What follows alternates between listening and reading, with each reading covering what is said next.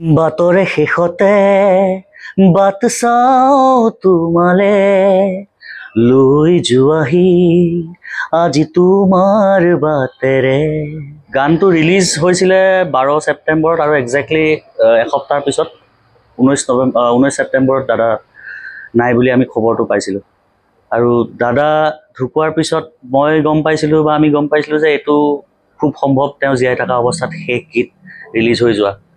আৰু মানুহবিলাকেও শব্দখিনি কিয় নাজানো তেনেকৈ ৰিলেট হৈ গ'ল যে বাটৰে শেষতে বাট চাওঁ তোমালে, যেন দাদাৰ কাৰণে লিখা হৈছিলে বা কিবা এটা এনেকুৱা শক্তি বা কিবা এটা আছিলে হয়তো ভিতৰতে, নাজানো কি লিখিছিলোঁ, কিন্তু কিবা কাৰণত ৰিলেট হৈ গ'ল কথাবিলাক।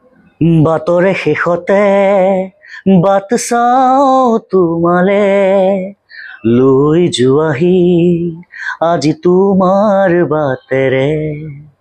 তুমি আহিলে নামে বুকুলে শাওন, তুমি নহ'লে উকা উকা মোৰ ফাগুন। বাটৰে শেষতে বাট চাওঁ তোমালে লৈ যোৱাহি আজি তোমাৰ বাটেৰে। নমস্কাৰ, মই বিজিত তামুলী।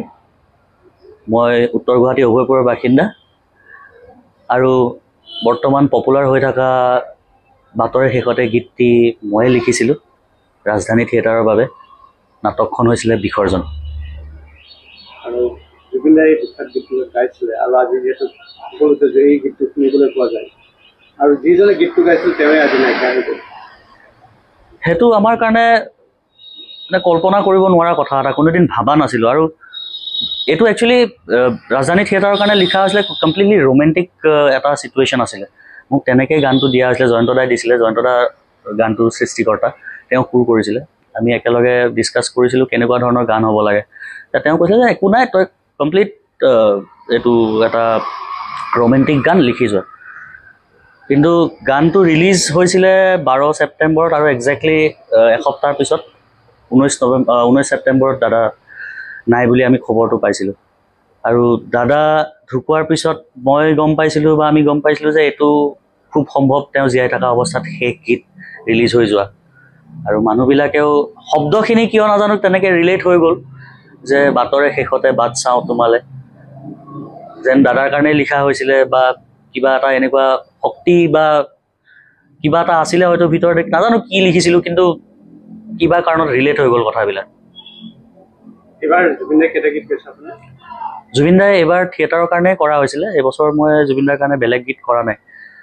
এটা গীত কৰিছিলোঁ কলাগুৰুৰ কাৰণে, দুচকু তুলি বুলি, জয়ন্ত দাৰে কম্প'জিশ্যন। আৰু এটা কৰা হৈছিলে এইটো বাটৰে শেষতে ৰাজধানী থিয়েটাৰ বিসৰ্জন নাটকখনৰ কাৰণে, জয়ন্ত দাৰে কম্প'জিশ্যন দুটা।